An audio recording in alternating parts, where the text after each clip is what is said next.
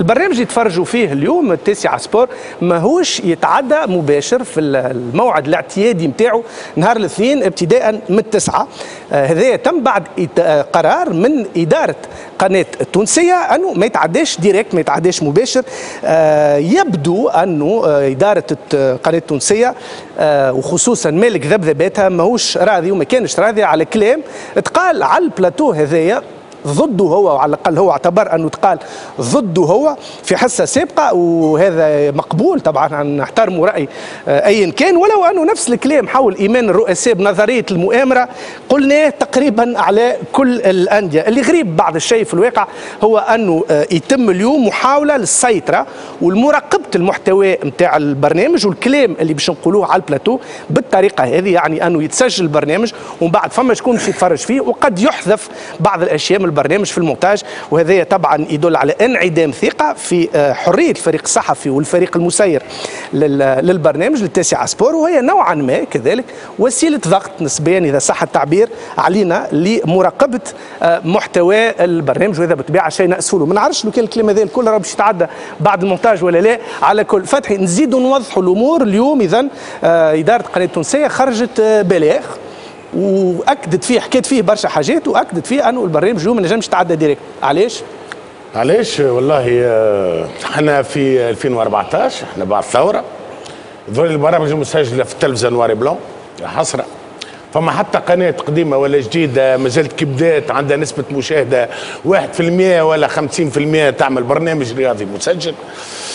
احنا ما تولدناش اليوم خويا الناصر باش نعملوا برنامج مسجل، كان خايفين منا ولا خايفين علينا، ربما خايفين علينا مراد، واحنا ماناش وليدات صغار باش تعدى علينا روايه البرنامج المسجل. مراد نسمع فيك. الحكايه وما فيها، لان حكايه اليوم الصباح فاجأنا، قالت في بالنا البرنامج كالعاده بيان تفاجئنا كالعباد الكل، وربما بعد العباد الكل لان كنا نحضروا في البرنامج مباشر مراد، بيان يقولوا فيه راهو حصه التاسعة سبور حصلت فيها عديد التجاوزات، نوضح لك، وانه العقد ما فيش البرنامج مباشر. قلت صح النوم اليوم الحصه 20 اليوم فقتوا العقد ما فيش مباشر. النقطه الاولى. الثانيه العقد فيه مباشر، ذول اللي قرا ما قراش مليح او قرا بعين واحده، لان العقد فيه مباشر والمنطق يفرض انه البرنامج ما نجم يكون كان مباشر.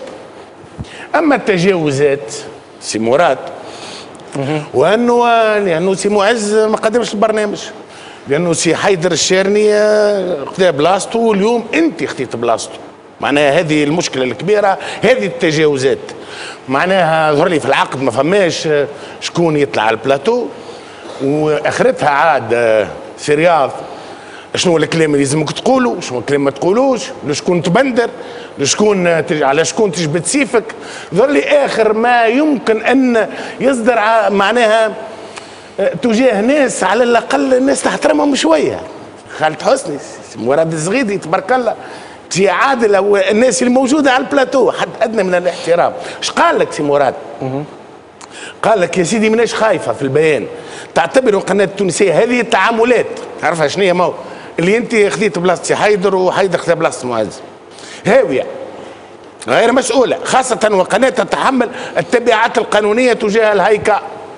هلا على الهيكاء معناها كان احنا نعملوا حاجه هكا نبلبزوا شويه الهيكاء معناها باش تطيح على القناه التونسيه. هو للتذكير خاطر احنا دعينا للارهاب معناها في الاسبوع اللي فات، هذاك علاش الهيكاء هذاك علاش قلت لك انا تجاوزات وربما حصه التاسعة سبور. انا هذا اللي خممت فيه، تهدد الامن العام قد يكون او الامن الخاص، وخلينا نقفوا في الامن الخاص من غير ما نطولوا بالطبيعه، من غير ما نطولوا. لا من غير ما نطولوا. شوف معز معز لا معز لأن كنت نحكي في الريجي لان كنا نحكيو مع معز.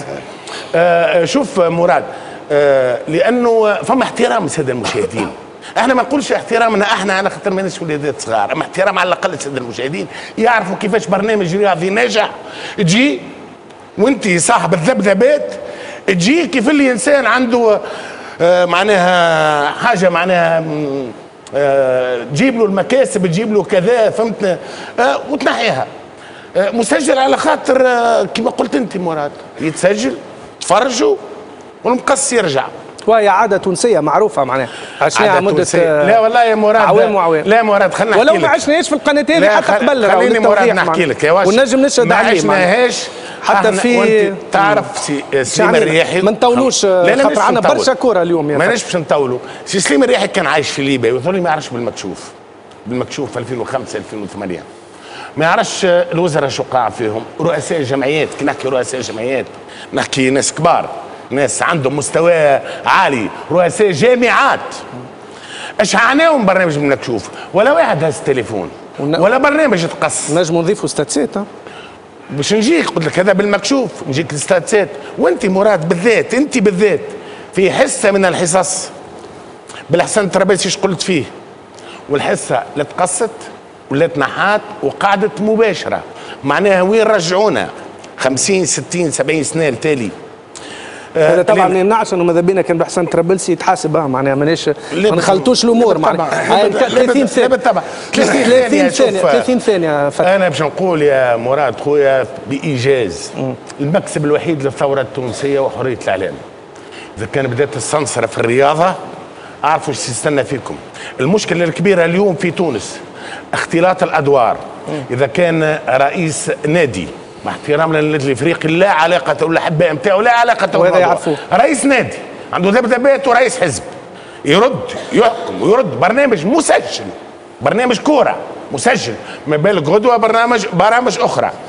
كلمه قبل اخيره بايجاز، اذا كان سيستم الرعايه ما تهموش الفلوس وهي فلوس الدوله، انا نقولوا له راهو لانه قناه التونسيه 51% ملك الدوله، راهو الدوله تهمها فلوسها.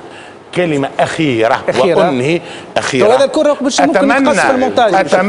أتمنى ألا تكون هذه الحصة الأخيرة إن شاء الله، ولكن أقول أتمنى أن تكون هذه الحصة الأخيرة مسجلة. هاي خالد عندك 30 سكوند 30 سكوند توا تقلبنا بالأدوار توا نضحكوا شوية خاطر قبيلة اسمه مارتن لوثر كينغ اش قال هيف دريم. الشعب التونسي بكل كان عنده دريم، حلم كبير بعد الثورة، منها الكرامة والشغل والحرية وحرية التعبير.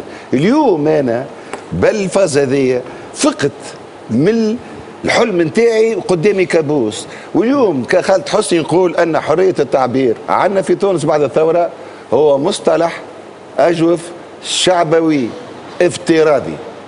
ونقول اخر كلمه كما قال سيرج لما جو سوي مالاد خاطر طول حياتي طول حياتي خاطر حر في كل الاستديوهات. اول مره شوف نفسي نحس نفسي مقيد. لا هو للتوضيح، اولا ممكن الكلام هذا الكل راه مش باش يتعدى باش يتقاس في المونتاج. ثانيا رانا احنا ماناش ضحايا حتى شيء لاباس علينا الكل معناها باش نوضحوا الامور. وثالثا للتوضيح كذلك راهو منا القدام اذا كان باش توصل 9 سبور علاقتنا في تحليلنا للنادي الافريقي للكلوب بالجمهور وحتى لرئيسه كسيفته كرئيس نادي الافريقي ما يتبدل حتى